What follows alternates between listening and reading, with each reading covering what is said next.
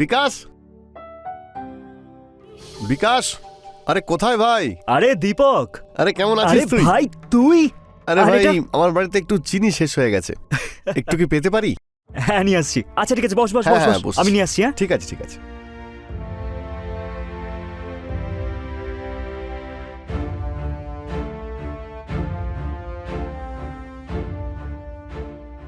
এই নে ভাই তোর চিনি।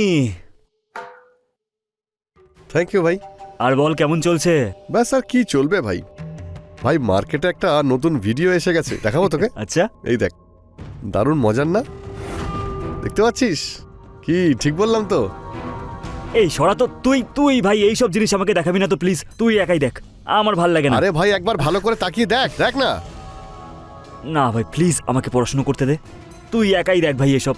তুই না সত্যি একটা অদ্ভুত ছেলে। আরে এবার অন্তত বড় হয়ে যা, কতদিন বাচ্চা থাকবি তুই জানিস? বড় হওয়ার জন্য না এইসব জিনিস দেখতে হয় ভাই, যেমন আমি বড় হয়ে গেছি, বুঝতে পারছিস? একবার মন দিয়ে দেখ না।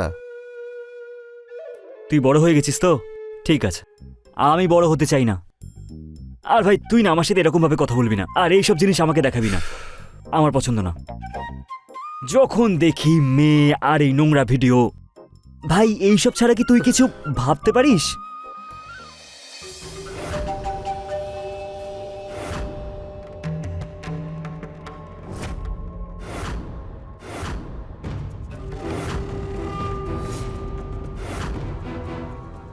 এই ভাই, হ্যাঁ তুই ওইভাবে কি দেখছিস? তুই বাড়ি যাবি তো এখন? হ্যাঁ হ্যাঁ, ব্যাস যাচ্ছি তো। আচ্ছা শোন, এই আমাকে বল না, এই মেয়েটা কে?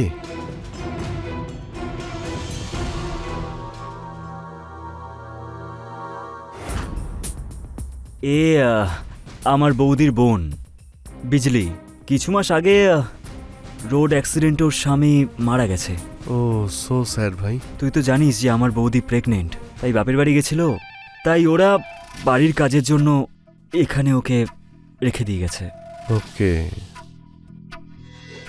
বাই দ্য ওয়ে, তুই এইসব কেন জিজ্ঞেস করছিস? আরে না না, এমনি বাড়িতে অচেনা একজনকে দেখলাম তাই জিজ্ঞেস করছি। জিজ্ঞেস করাও আচ্ছা। যাবে না নাকি? নিজের বাড়ি ছেড়ে অন্যের বাড়ি কাজ করতে কে আসে ভাই? মানতেই হচ্ছে। এই মেয়েটা সত্যি প্রশংসা করা উচিত, খুবই বুদ্ধিমতী আর খুব ভালো। হ্যাঁ ভাই, তুই ঠিকই বলেছিস। দেখ মেয়েটা কিভাবে একাই সব সামলাচ্ছে, কি বলবো, ঝাড় দেওয়া, মোছা, বাসন মাজা, সব কিছু, সব কাজ একাই করে। দেখতেই পাচ্ছি ভাই। ভাই মেয়েটা না বৌদির কমতিটা একটু ফিল করতে দেয় না।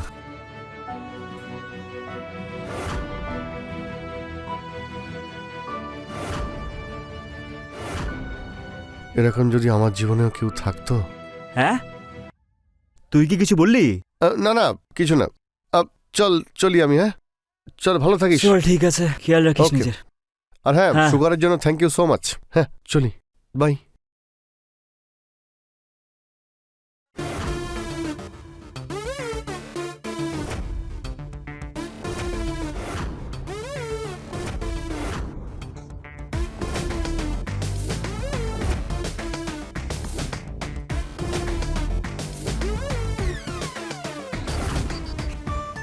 বিজলি, তুমি?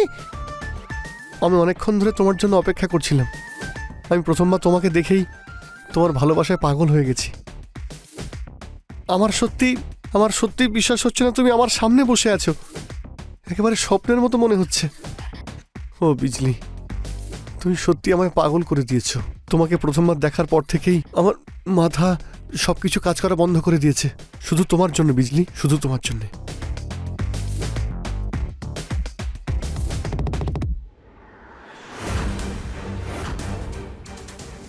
ওফ বিজলি বিজলি বিজলি বিজলি, তুমি সত্যি আমাকে পাগল করে দিয়েছো। যেমন তোমার নাম না বিজলি, তেমনই তোমার ফিগার বিজলি। ও বিজলি বিজলি। বিকাশ, এই যে কফি। সাবধানে, খুব গরম কিন্তু। Thank you so much. তুমি সত্যি না আমার খুব খেয়াল রাখো। কেন রাখবো না? দিদি থাকলে এগুলো তো নিশ্চয়ই করতো, তাই দিদির বদলে আমি দেখাশোনা করছি তোমার। কফিটা খুব ভালো বানিয়েছো তুমি।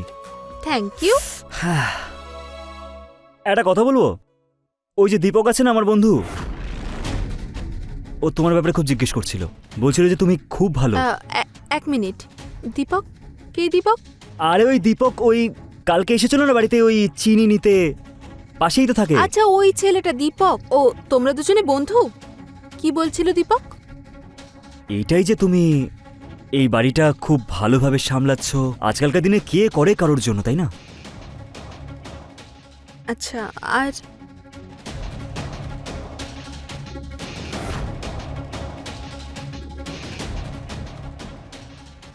আচ্ছা, তুমি পড়াশোনা করো, আমি কিচেনের দিকে গেলাম। আচ্ছা, তুমি কোচিং এ যাবে বলছিলে না? লেট হচ্ছে না? Oh shit shit shit shit shit, হ্যাঁ, দেরি হয়ে যাচ্ছে। আমি আমি আমি পড়তে যাচ্ছি এখন। ঠিক আছে। তুমি বাড়ি খেয়াল রেখো, ঠিক আছে? হ্যাঁ, নিশ্চয়ই। এই কফিটা তাহলে শেষ করে যাই। বাই বাই বাই বাই সাবধানে। বাই। দীপক বাবু দেখে বাচ্চা মনে হয়, কিন্তু আসলে নও।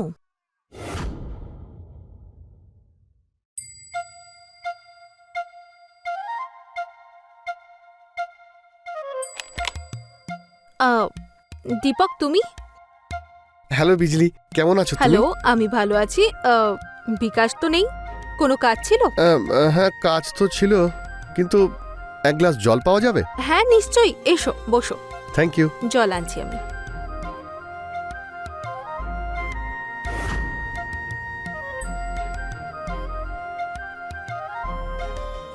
এই যে জল। Thank you. তবে বিকাশ আমাকে বলল যে তুমি নাকি বৌদির বোন। বৌদির শরীর এখন কেমন আছে? শরীর ঠিক আছে, কিন্তু পুরোপুরি সুস্থ নয়, তাই তো দিদি আমাকে এখানে পাঠিয়েছে বাড়ি সামলাতে। হ্যাঁ, আমি জানতে পারলাম যে তুমি বাড়িটাকে খুব সাজিয়ে গুছিয়ে রেখেছো। বিকাশ কিন্তু খুব প্রশংসা করে তোমার। আর তুমি? আমি হুম। আমি তো এত ভালো মেয়ে এর আগে কোনোদিন দেখিনি। আচ্ছা, একটা কথা বলবো? হ্যাঁ বলো। আমি এত সুন্দরী মেয়ে আমার জীবনে এর আগে কোনোদিনও দেখিনি। আচ্ছা, আর বিকাশও তো বলে যে তুমি নাকি এই বাড়িটাকে কত যত্ন করে রেখেছো। তোমাকে যতই প্রশংসা করবো না, সেটা কমই হবে। আচ্ছা, তো তুমি বলতে চাইছো যে তুমি আমার মতো আগে কাউকে দেখোনি? না, সত্যি আমি তোমার মতো মেয়ে সত্যি কোনোদিনও দেখিনি। আচ্ছা, তবে একটা কথা জিজ্ঞেস করব? হ্যাঁ হ্যাঁ, করো। মানে তুমি যদি কিছু না মনে না, করো না, তো বলো। আমরা ভালো বন্ধু হতে পারি? কি হলো, আমি কি কিছু ভুল বললাম নাকি? না, কিচ্ছু ভুল বলনি। দীপক, তুমি এখনো অনেক ছোট, আমার বন্ধু হওয়ার যোগ্য হওনি এখনো, অনেক ছোট তুমি।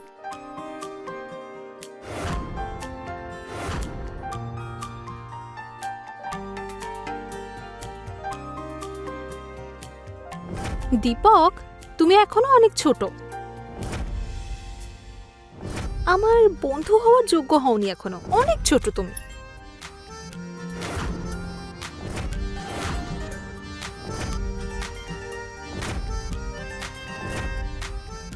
বিজলি, আমি কিন্তু বাচ্চা নই। আমি তোমাকে এমন কিছু করে দেখাবো যে তুমি সারা জীবন ধরে মনে রাখবে। ব্যাস, শুধুমাত্র একটা সুযোগ। যেই দিন সেই সুযোগ আমি পাবো, সেই দিন তুমি বুঝতে পারবে বিজলি, বাচ্চা নই, আমি অনেক বড়। তুমি যা ভেবেছো তার থেকে অনেক বড়, অনেক বড়।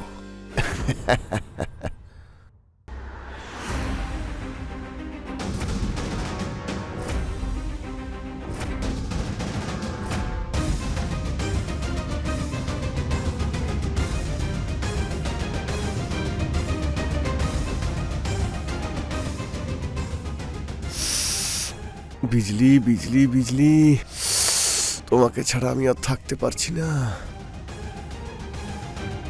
তোমাকে আমি তো নিজের করেই ছাড়বো বিজলি, তার জন্য আমায় যাই করতে হয় আমি করব।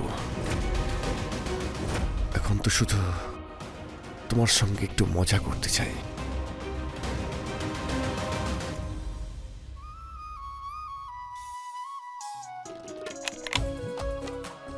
দীপক, এসো, ভিতরে এসো। হুম হুম হুম দীপক, কি ব্যাপার? Looking good. হ্যাঁ, সত্যি বিজলি একদম স্মার্ট লাগছে। খুব ভালো। তোমার কাছে আজ আমি কিছু চাইতে এসেছি। তুমি যখনই আসো কিছু না কিছু চাইতেই আসো। আচ্ছা, আজ কি চাইতে এসেছো বলো? আমি আজ তোমার কাছে অন্য কিছু চাইবো। আচ্ছা, কি এমন চাইবে বলো? তুমি আগে তোমার চোখ বন্ধ করো। না। প্লিজ করো না। আচ্ছা ঠিক আছে, বলো। চাও?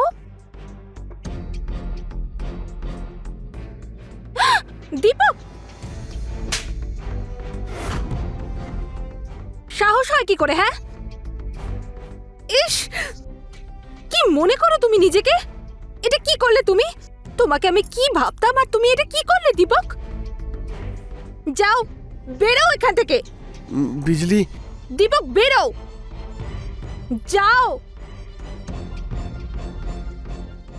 এটা এটা এটা কি করলাম আমি? আমার এভাবে দীপককে চড় মারা উচিত হয়নি। ইস, কাজটা ঠিক করিনি আমি।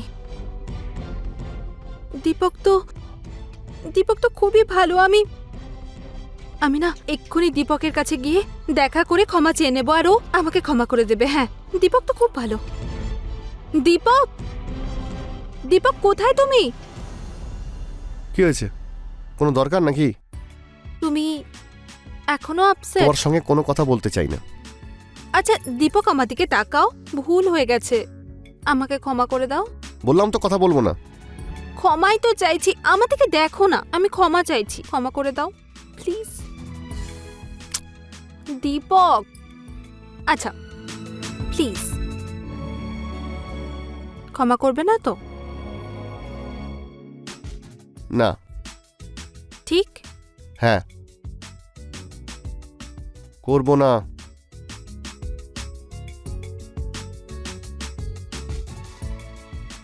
দীপক, এই দেখো, আমাকে আমাকে দেখো।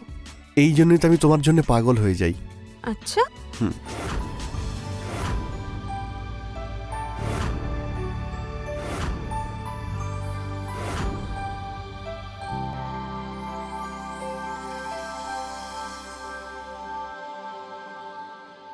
হে ভগবান, এসব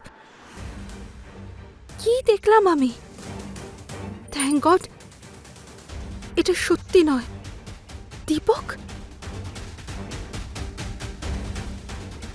যাক বাবা, এটা স্বপ্ন ছিল।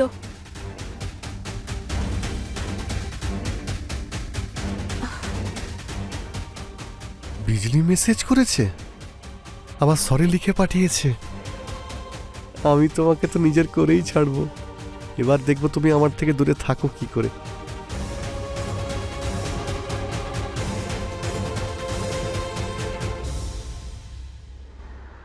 আরে আরে বিজলি, তুমি এসো না। তুমি তো আমাকে একেবারে সারপ্রাইজ করলে। বসতে বলবে না আমাকে? হ্যাঁ, অবশ্যই অবশ্যই, বসো না, প্লিজ প্লিজ। ঘরটা তো বেশ সুন্দর দীপক। তুমি এখানে একাই থাকো নাকি ফ্যামিলিও আছে? আপাতত আমি এখানে একাই থাকছি, কিন্তু খুঁজছি যাতে আমার সঙ্গে কাউকে এখানে রাখতে পারি। আচ্ছা,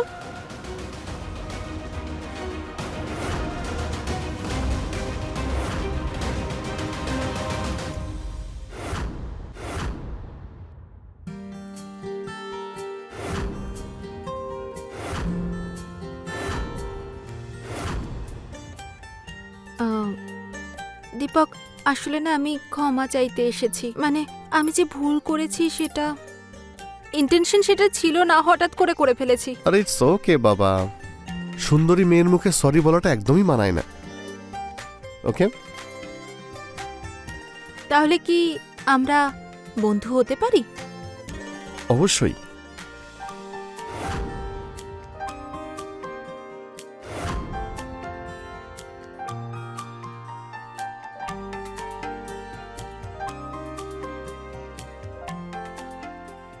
রুমটা একটু ছোট, তবে আপাতত এটা দিয়েই কাজ চলে যাচ্ছে।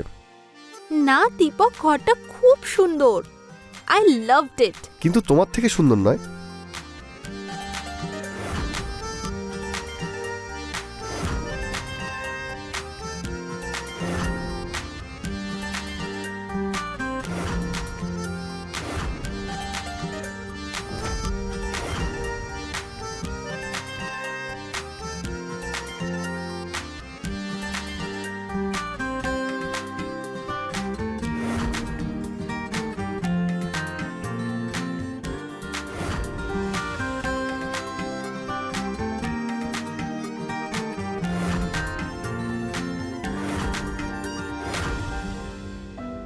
কয়েকটা সেলফি তুলে নি?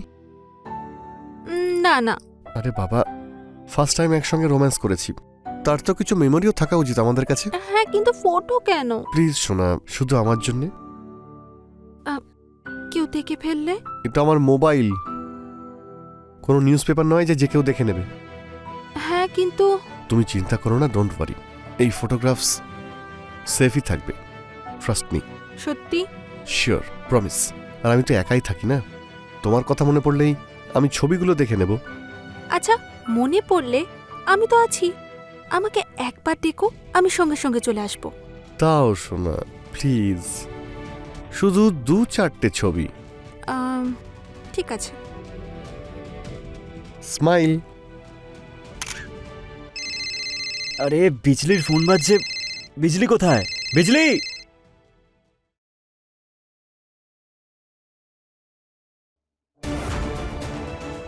দীপক আর বিজলির ছবি, আর সেটাও বিজলির ফোনে।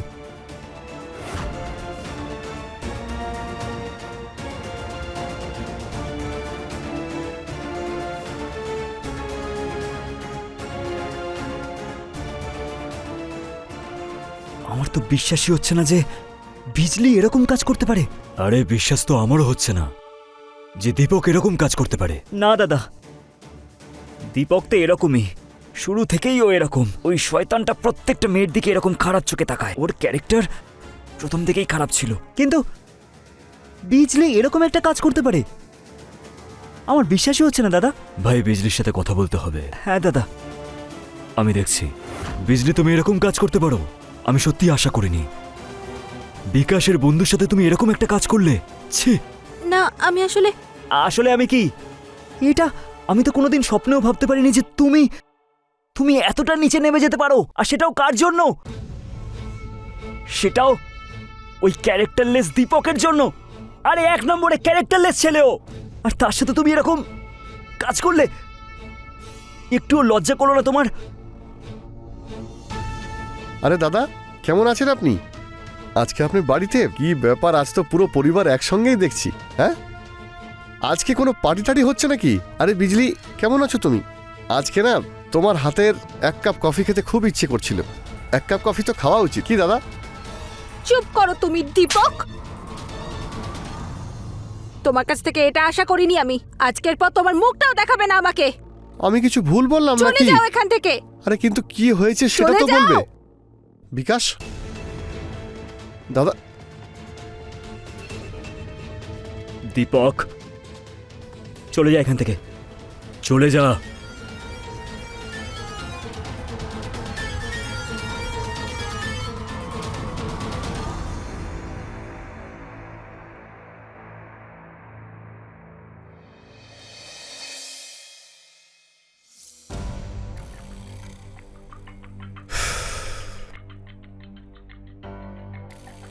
শালি আমাকে চড় মারল। কি মনে করে কেউ নিজেকে? দাঁড়া, তোকে তো এবার আমি শিক্ষা দেব। অনেক হয়েছে তোর নাটক। আমার কাছে তোর ফটোগ্রাফস আছে।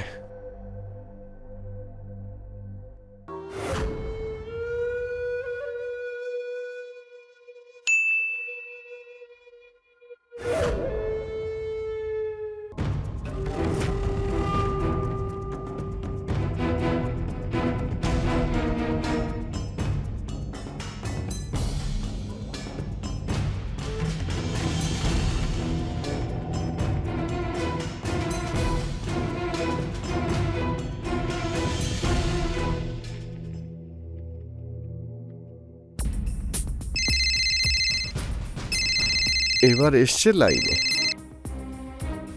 ছবি তো নিশ্চয়ই পেয়ে গেছো, আর তুমি তো খুব ভালো করেই জানো আজকাল এরকম ছবি কত তাড়াতাড়ি ইন্টারনেটে ভাইরাল হয়ে যায়।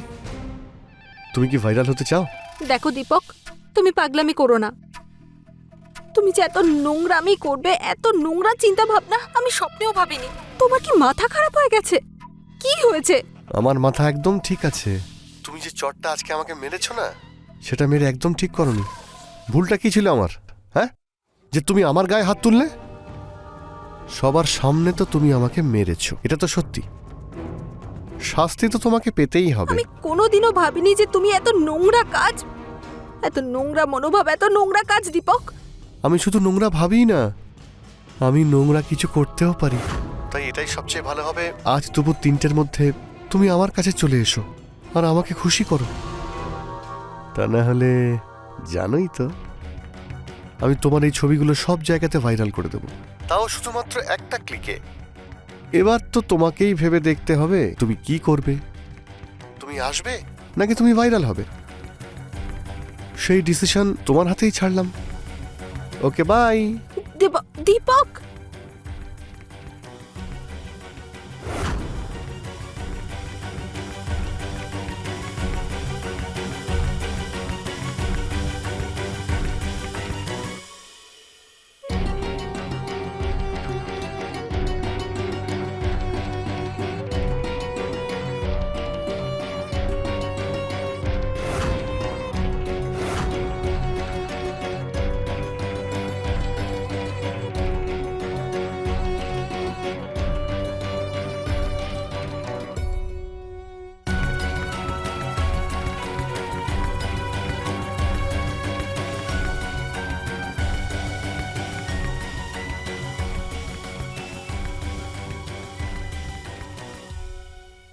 কি হলো, খুব আপসেট লাগছে? এবার আমি যাই, আমার লেট হয়ে যাচ্ছে। হ্যাঁ হ্যাঁ ঠিক আছে, তবে পরের বার যখন ডাকবো চুপচাপ চলে আসবে। তুমি তো তুমি- জানো তা না হলে কি হয়ে যাবে। হ্যাঁ, তুমি ডাকলেই আমি চলে আসবো। গুড গার্ল, যাও।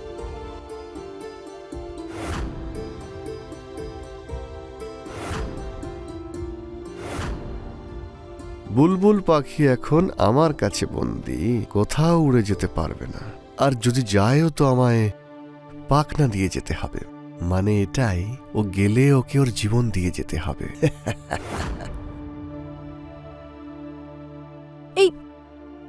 দীপক আমাকে ফটোগুলো কেন পাঠিয়েছে?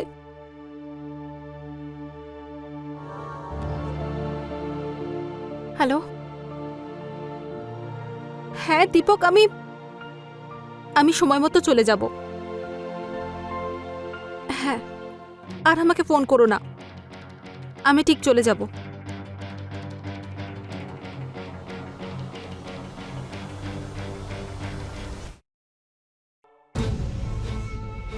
দীপক, দীপক, দীপক, আমি চলে এসেছি। দীপক, দীপক,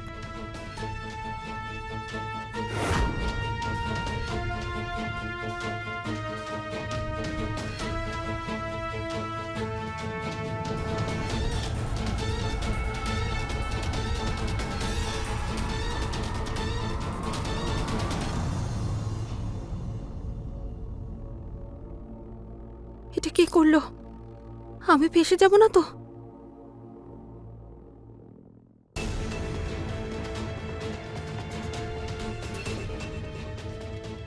দীপক, দীপক, আরে বিকাশ, কেমন আছিস? দীপক। আরে বস না বস না বস। হ্যাঁ ঠিক আছে।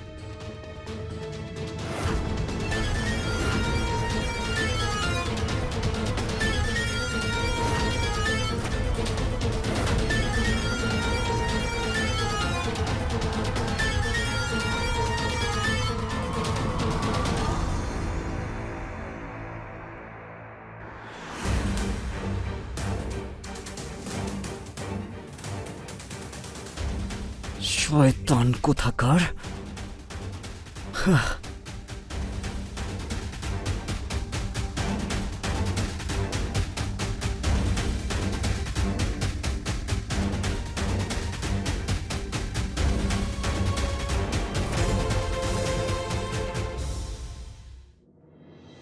দীপক, তুই বিজলিকে ব্ল্যাকমেল করে ভালো কাজ করিসনি।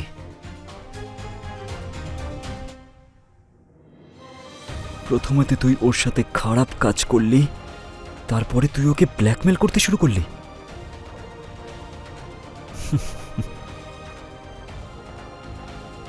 আরে ভাই, আমি বিজলিকে পছন্দ করি, সেটা আমি দেখতে পাচ্ছিলাম না যে কেউ ওকে ডিস্টার্ব করুক।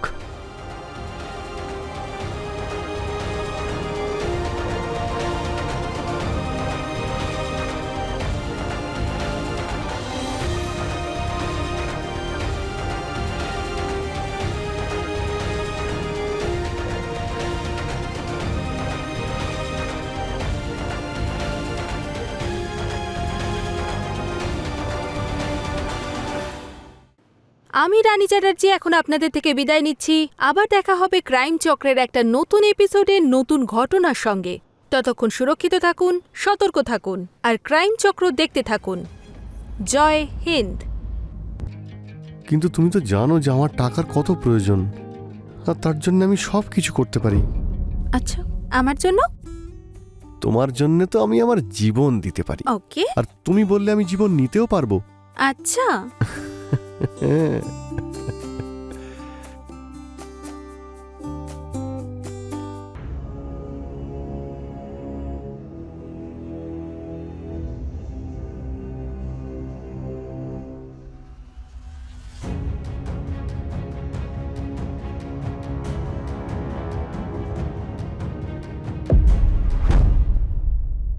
রোশন, তুমি তুমি তো ভয় পাইয়ে দিয়েছিলে।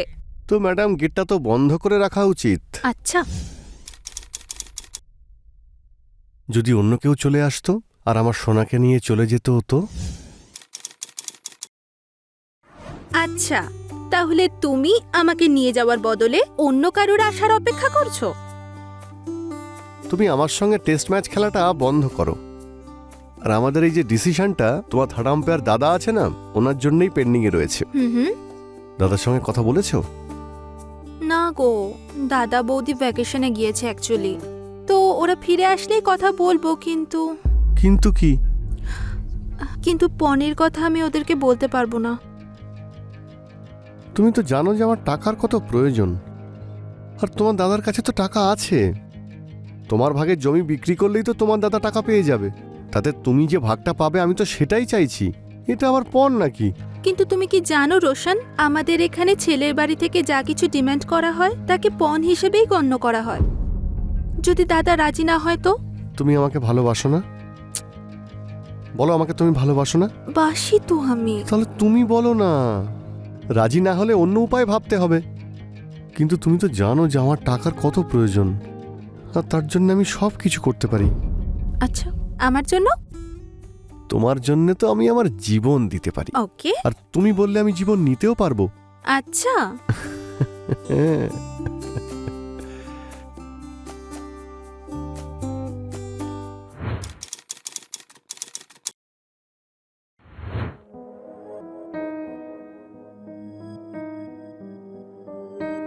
হ্যালো।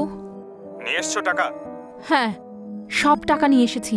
আর তুমি যে লোকেশনটা বলেছিলে সেখানেই দাঁড়িয়ে আছি। ব্যাগটা ওখানে সাইডে রেখে চুপচাপ বাড়ি চলে যাও।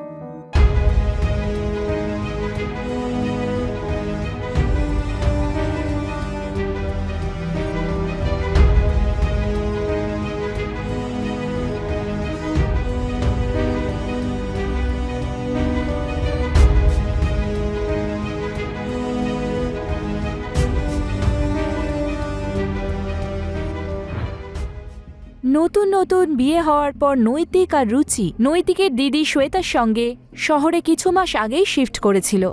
শ্বেতার বয়ফ্রেন্ড রশনও সেই শহরে এসে থাকতে শুরু করে। শ্বেতা রশনকে খুব ভালোবাসত, কিন্তু রশন হয়তো টাকার জন্য শ্বেতাকে বিয়ে করতে চাইছিল। আমাদের সমাজে পণ প্রথা উই পোকার মতো কাজ করে। এই প্রথা নারীদের জীবনকে ধীরে ধীরে পুরো শেষ করে দেয়।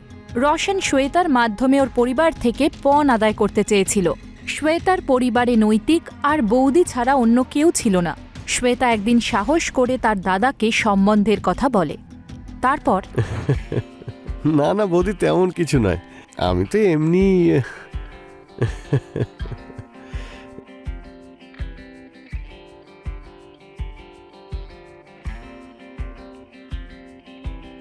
আরে, আমাদের শ্বেতা তো দেখছি এখন থেকেই ছেলের বাড়ির হয়ে গেল। আরে বৌদি, তুমিও না।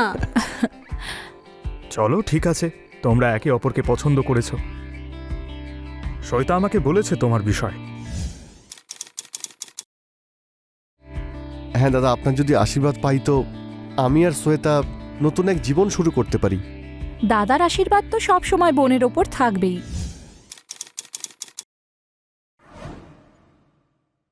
কিন্তু তোমার এই টাকার শর্তটা আমি মেনে নেব না।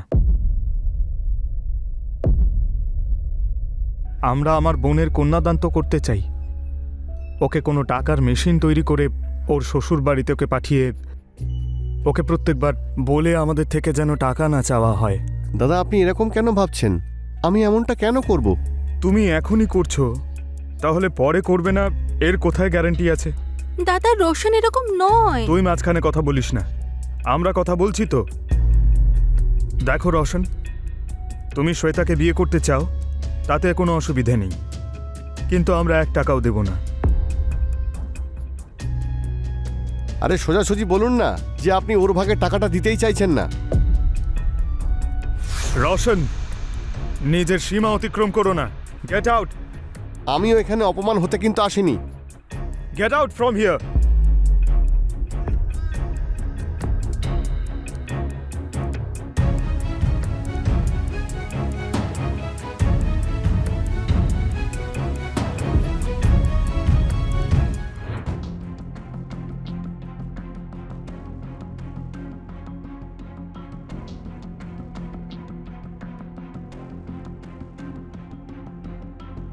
যেটা হলো সেটা ভালো হলো না।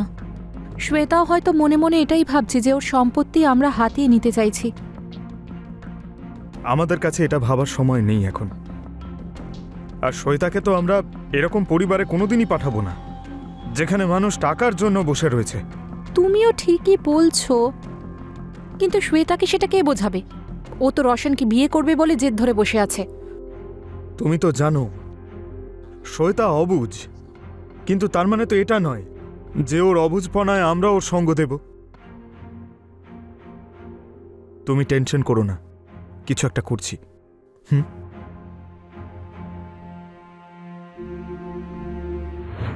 নৈতিক আর রুচি শ্বেতার ভালোর জন্য ওকে রোশনের মতো মানসিকতা সম্পন্ন মানুষের সঙ্গে জীবন কাটাতে দেওয়ার বিরুদ্ধে ছিল। আর ওদের এই ভাবনাও সঠিক। যে ব্যক্তি এখন টাকাকে সম্পর্কের থেকেও বেশি বলে মনে করছে, সে বিয়ের পরে নতুন কোনো ডিমান্ড করবে না, এটার কি গ্যারান্টি আছে? কিন্তু রোশন শ্বেতার মনে তার দাদা বৌদির বিরুদ্ধে বিষ ঢালতে শুরু করে দিয়েছিল। এখন এই বিষ কী রূপ নেবে? অর্থাৎ রোশন নিজের টাকা পয়সার চাহিদা পূরণ করার জন্য কত দূর যেতে পারে সেটা বলা মুশকিল ছিল। শ্বেতা আর রোশনের মধ্যে সেই দিনের পর থেকে সামান্য দূরত্ব হয়েই ছিল। তখনই হঠাৎ করে একদিন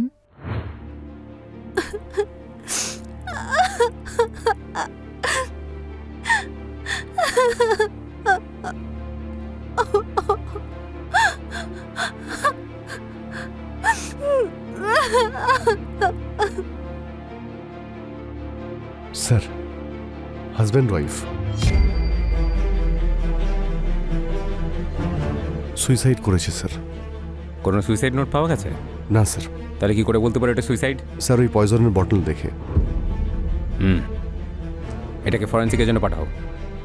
ম্যাডাম, 2টো বডিকে পোস্টমর্টমের জন্য পাঠিয়ে দিন। ঠিক আছে।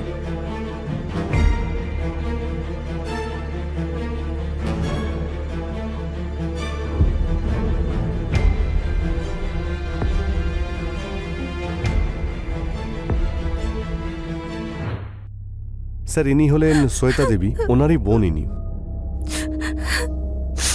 শ্বেতা দেবী আপনার দাদা বৌদিকে কোনো মানসিক অবসাদের মধ্যে দিয়ে যাচ্ছিলেন, বা এমন কিছু যেটার জন্য ওরা সুইসাইড করতে পারেন?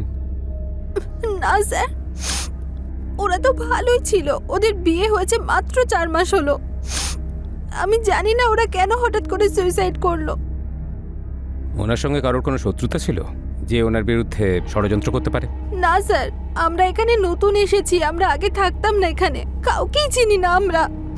শুধু দাদার একজন বন্ধু আছে, তার থেকে বেশি দাদা কিছু শেয়ার করেনি আমার সঙ্গে। আপনি প্লিজ নিজেকে একটু সামলান। যাই হয়ে থাক না কেন, ইনভেস্টিগেশনে ঠিক জানা যাবে।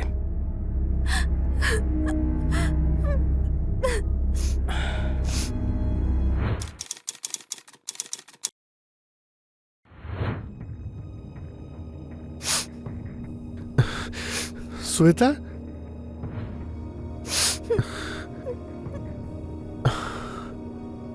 নিজেকে শান্ত করো তুমি। কোথায় ছিলে তুমি এতদিন? আমি কতবার তোমাকে ফোন করেছি, ফোন যাচ্ছিল না তোমার কাছে। আমি একটা আর্জেন্ট কাজে বাইরে গেছিলাম, আমি খবরটা শুনেছি। কিন্তু দাদা আর বৌদি হঠাৎ করে সুইসাইড কেন করলেন? ওনারা একবারও তোমার কথা ভাবলেন না যে তুমি একা এখানে কি করে থাকবে?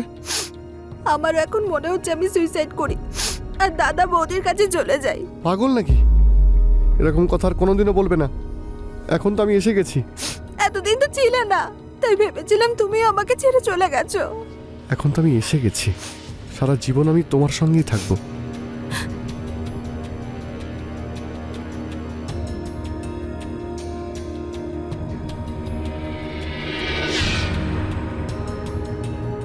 আসলে রওশন এই দুঃখের সময় শ্বেতাকে ছেড়ে কোথায় চলে গেছিল।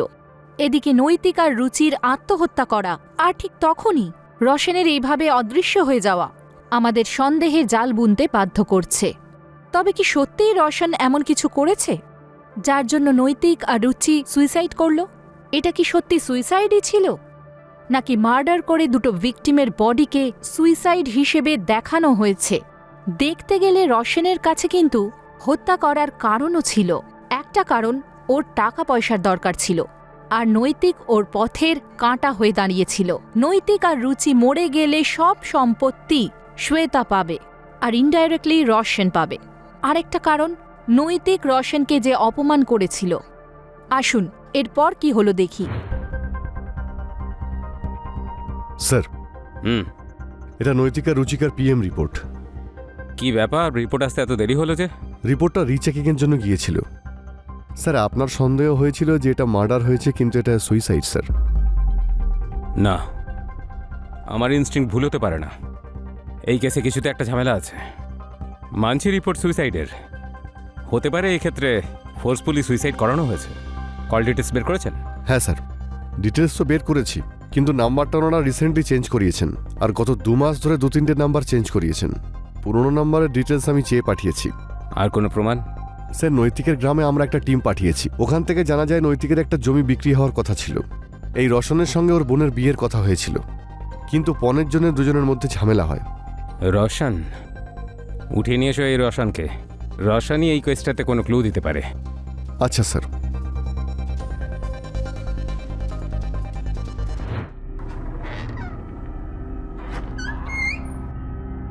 স্যার, এই হলো রওশন। তাহলে মিস্টার রওশন, এবার বলুন বিয়ের প্রস্তুতি কেমন চলছে? স্যার, আপনি আমাকে এখানে কেন নিয়ে এসেছেন? কি করেছি আমি? আপনি একটা পরিবারকে পণের জন্য এতটাই বাধ্য করেছেন যে ওই পরিবারের বড় ভাই আর বৌদি সুইসাইড করেছে।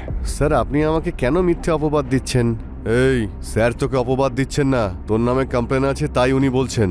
স্যার, এটা একদমই সত্যি নয়। তাহলে ব্যাপারটা কেমন সেটা তো বল। তোর কথা মতো আমরা কাজ করব। আমরা তো সত্যিটা খুঁজছি, যেটা তুই লুকিয়ে রেখেছিস। স্যার, আমি কিছুই করিনি, এটাই সত্যি। বল। স্যার, আমি সত্যি বলছি। স্যার, আমি এটা মানছি যে ওদের কাছে আমি পণ চেয়েছিলাম, কিন্তু স্যার আমি চেয়েছিলাম আমার আর শ্বেতার বেটার ফিউচারের জন্যে। পণ নেওয়াটা একটা অপরাধ, জানিস না তুই? স্যার, আমার মনে হয়েছিল এতে ওনাদের অসুবিধা হবে না। ওনার বোনের ভবিষ্যতের জন্যই তো চেয়েছিলাম। এ তো এইভাবে মানবে না। যতক্ষণ না ও মুখ খুলছে, মারতে থাকো একে। স্যার, সত্যিটা বল।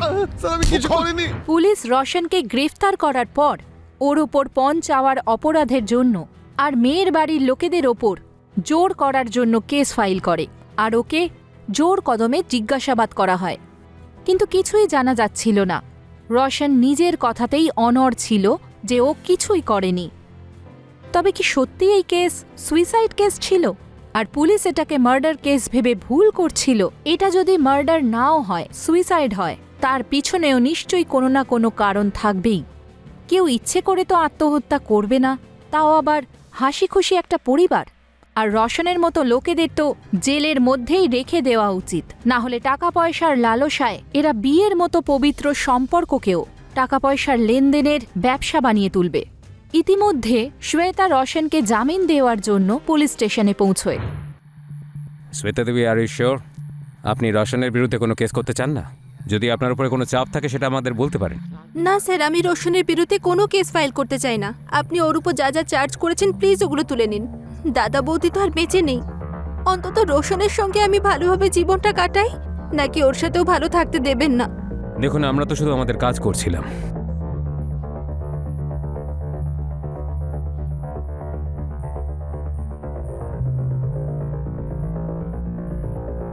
তুমি ঠিক আছো?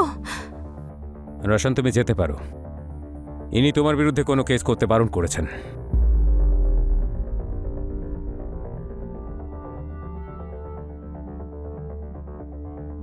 স্যার, আমার মনে হচ্ছে যে শ্বেতাও এর সঙ্গে জড়িত, কারণ দাদার বৌদি মারা যাওয়ার পরে সমস্ত সম্পত্তি তো ওরই হবে।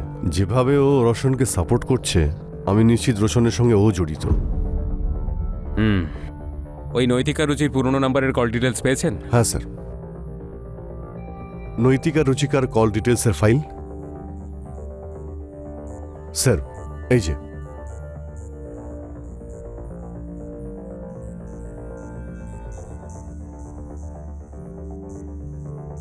একটা নাম্বার দুটো কল লিস্টেই কমন, আর ওই নাম্বার থেকে ফ্রিকোয়েন্টলি কলও করা হয়েছে, তাও অড টাইমিং। ওইটার খোঁজ লাগাও। আরও একটা কথা স্যার, আমি নৈতিকের বন্ধুদের জিজ্ঞেস করেছি। নৈতিক বন্ধুদের কাছ থেকে 20 লাখ টাকা ধার নিয়েছিল। কে? 20 লাখ? শ্বেতা রোশনকে পুলিশ কাস্টাডি থেকে জামিন দিয়ে নিয়ে তো গেল, কিন্তু ও কি এটা ঠিক করলো? রোশন যদি সত্যি ওর দাদা বৌদির সুইসাইডের রিজন হয়, তখন ও কি শ্বেতাকে একটা ভালো জীবন দেবে, নাকি টাকা পয়সার জন্য শ্বেতাকেও এরকমভাবে মৃত্যুর মুখে ঠেলে দেবে? পুলিশ যখনই জানতে পারল যে নৈতিক নিজের কোনো বন্ধুর থেকে 20 লাখ টাকা ধার চেয়েছিল, তখন পুলিশের সন্দেহ রোশনের ওপর আরও বেশি গভীর হতে থাকল। এত বেশি টাকা কেউ কেন চাইতে যাবে?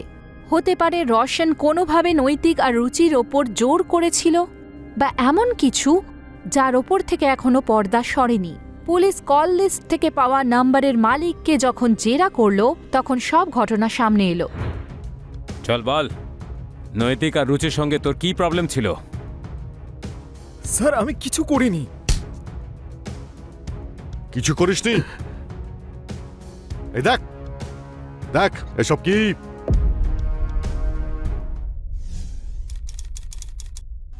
এবার সত্যিটা বল, না হলে এত মারবো না যে তোর আত্মাও শরীর থেকে বাইরে বেরিয়ে পোজ দেবে। বল। বলছি স্যার, আমার টাকার খুব দরকার ছিল। নৈতিক আর রুচি আমার গ্রামেই থাকতো। ওদের বিয়ের পর ওরা শহরে চলে যায়।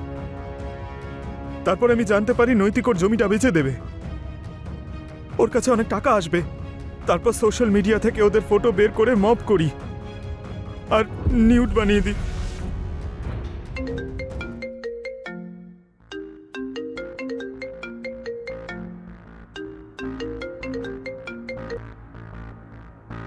হ্যালো, জানেমান, তোমার ফোনটা তো চেক করো একবার।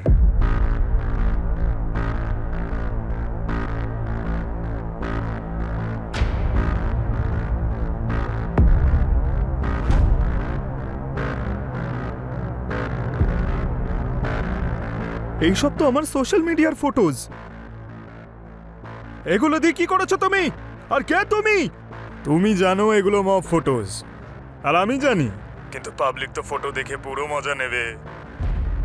যখন তোর বউকে লোকে এই অবস্থায় দেখবে, তখন ভাব তোর মনের অবস্থা কি হবে।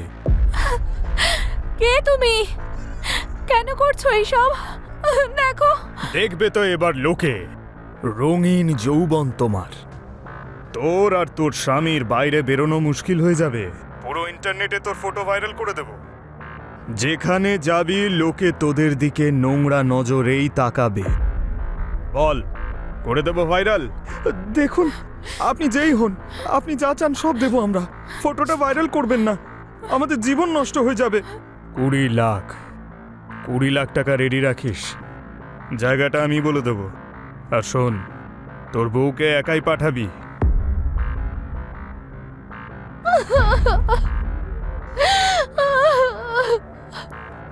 হ্যালো, নিয়ে এসছো টাকা? হ্যাঁ, সব টাকা নিয়ে এসেছি, আর যে লোকেশনটা বলেছিলে সেখানেই আছি। ওইখানে সাইডে ব্যাগটা রেখে চুপচাপ চলে যাও।